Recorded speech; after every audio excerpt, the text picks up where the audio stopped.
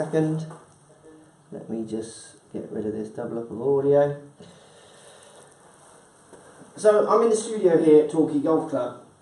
Dan isn't here, he's back in France playing golf. He seems to love being in France playing golf. I think we're live, so hello if you're joining us. I'm going to talk about swing play.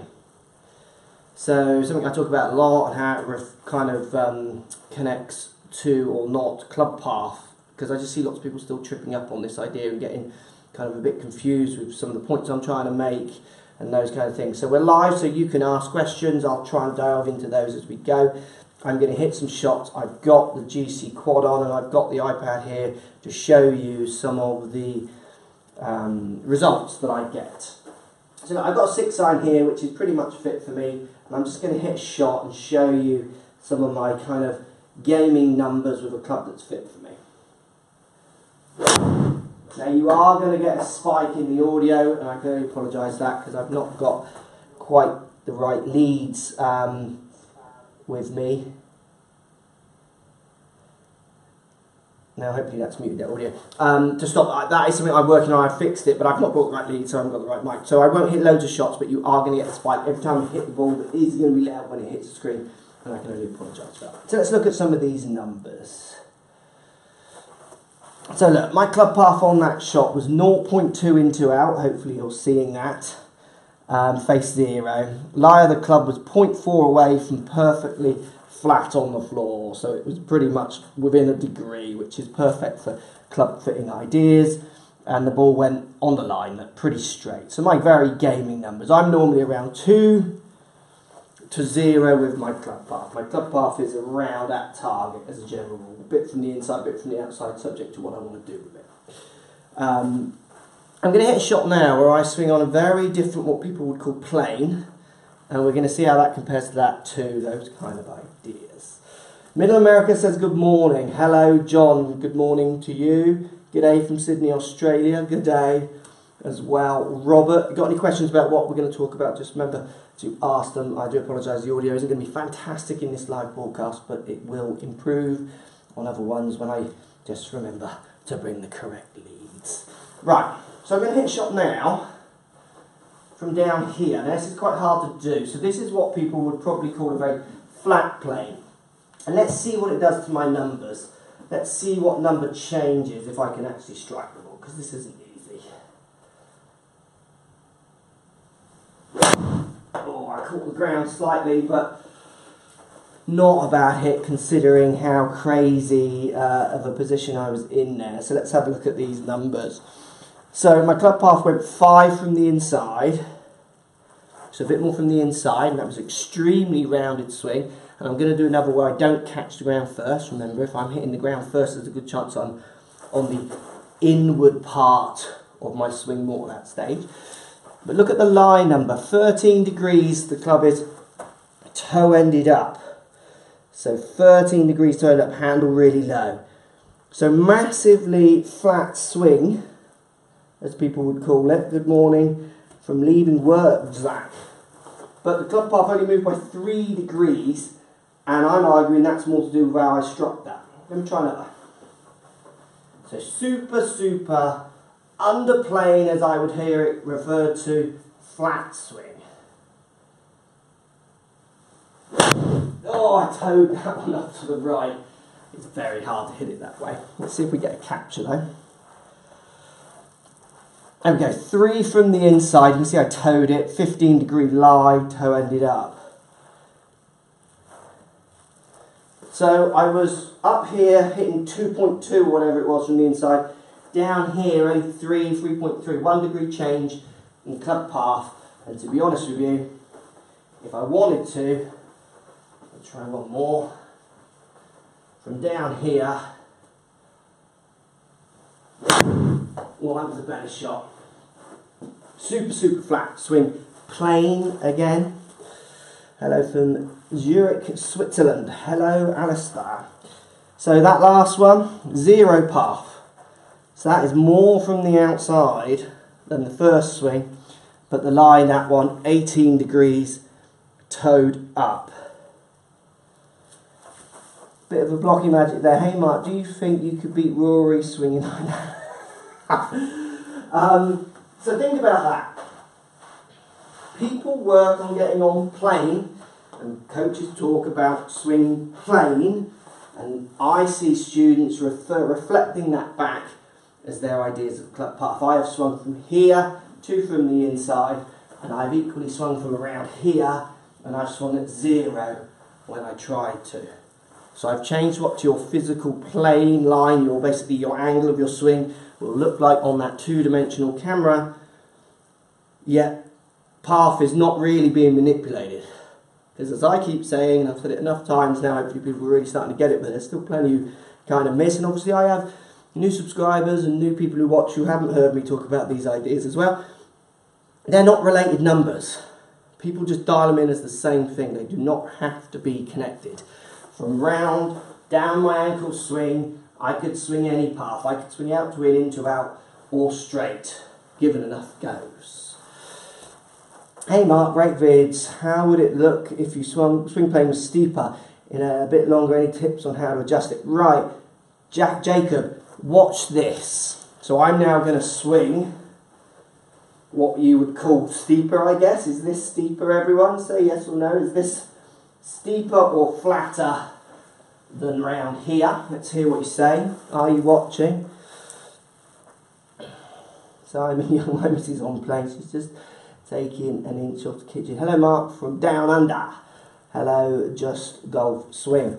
So anyone answering that question, which one is steeper? This one or the second one? So number 1 or number 2? Have we got an answer to swing plane? I know you're slightly, yes sir, yes, James Brown. So I think he's saying maybe the first one is steeper, I hope. So 1 steeper, this is 1, than 2. Morning from Fort Myers, Florida. Hello Matthew. Struggling to answer this question. Yes, that was steep. Thank you Daniel. Someone's watching. I'm not just saying hello from where they are. Right, so club path. From up here, I'm going to swing uber what you would see on a screen as steep. That's much easier to hit the ball that way.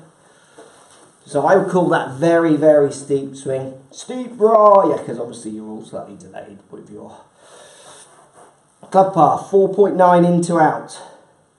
Lie 5.3, toe down.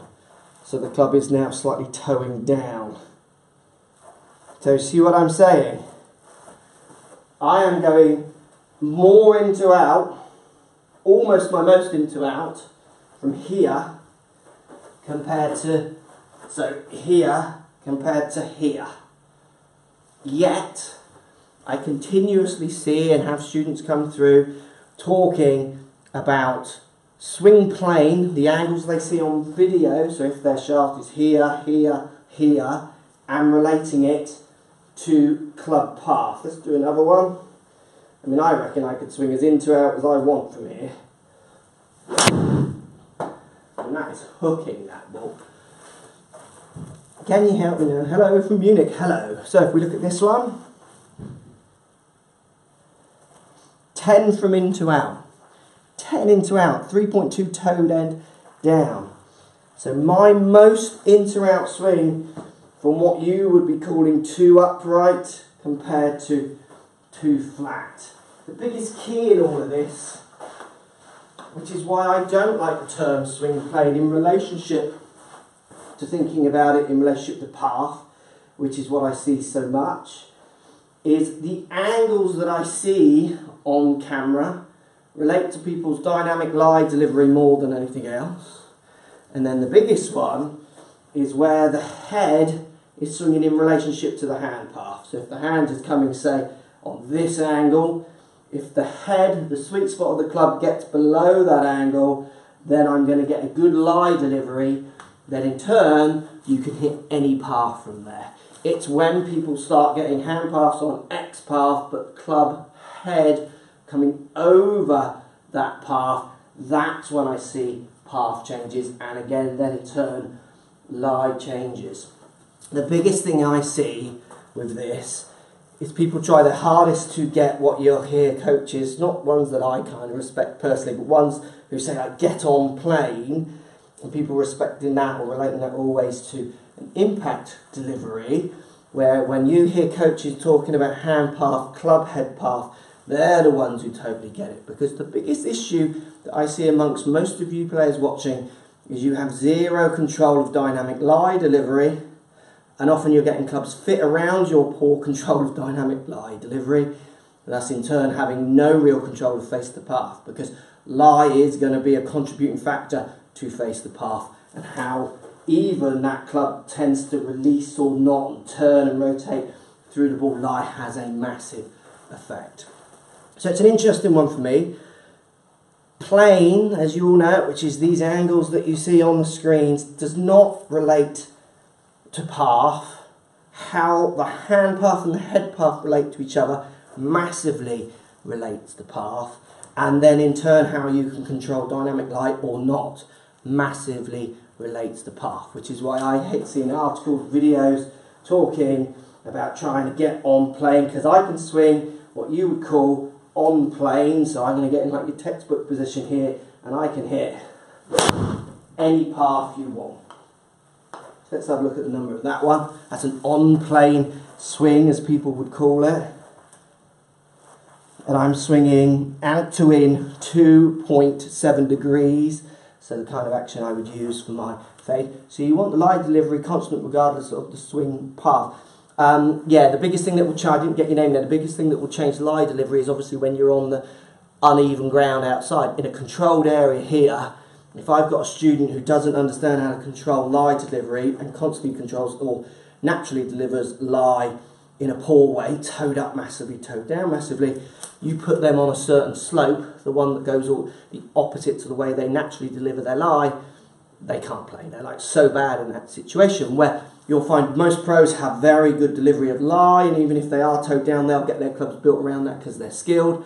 Then you can put them on any slopes and they can do whatever you need. So let's just do another swing. Again, I'm going to be what you would call on plane. Well, that ain't drawing back, so I didn't get the face right, but that path's now going right. You're a dynamic bra, Mark. Thank you. Let's see if we got that one. Yeah, 7 from the inside. So if you looked at those two swings, this is 7 from the inside. I think the other one was it 2 from the outside? So nearly 9, 10 degrees worth of club path change, but both of those swings, if you would have paused this video and look at my angle of the shaft, it's going to be in the same place. Because the club, if you think about path, is permanently changing. If I was hitting the ball here on this perfect plane, compared to if I was hitting the ball here, well, this path is going left of the 0 line, where this path hasn't reached the 0 line, so it's still moving right. And obviously they're massive extremes.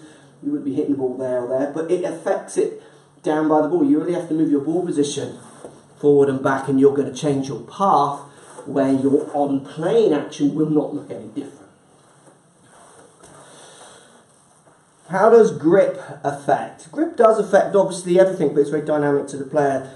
The different twists and turns you put in at the start encourage you to use different lofts, different turns on the face, then in turn then different lies delivered, which is a kind of a good point as well, which is why you'll see different grippers producing different shaft angle lines on tour, those kind of things, where you see there's many variables, because they all start with different twists, turns, lifts. They're just trying to marry it all together. Hit the like button, guys. Joel, amen. Hit the like button if you like the live lesson idea here. I just thought I'd share this with you.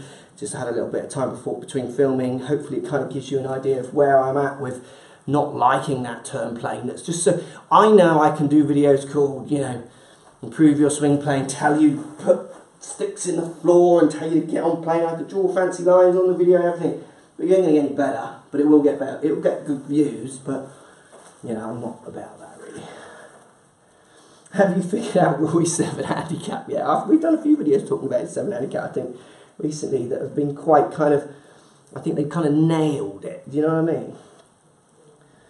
Does footwork have anything to do with so-called plane? Well, remember, the so-called plane has nothing to do with club path, so if you work it back, it doesn't have anything to do with anything, does it, if you think about it?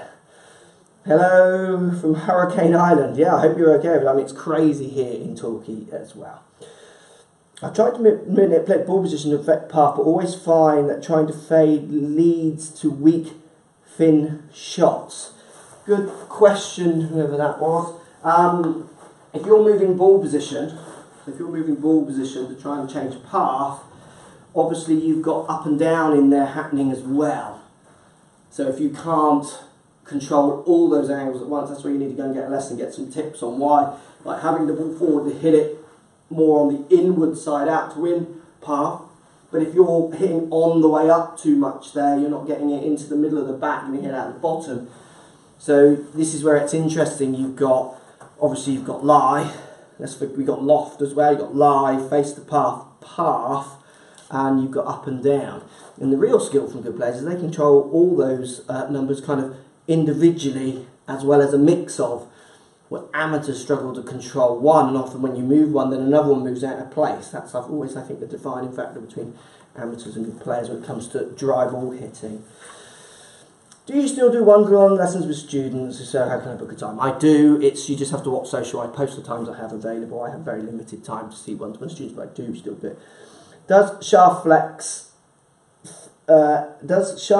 anything? I presume Sam's asking, does shaft flex affect anything? What shaft flex will affect for most players is their feel when they pull on the club of what the head is doing, and then in turn that will affect their performance. But I don't see patterns that are all encompassing for all players.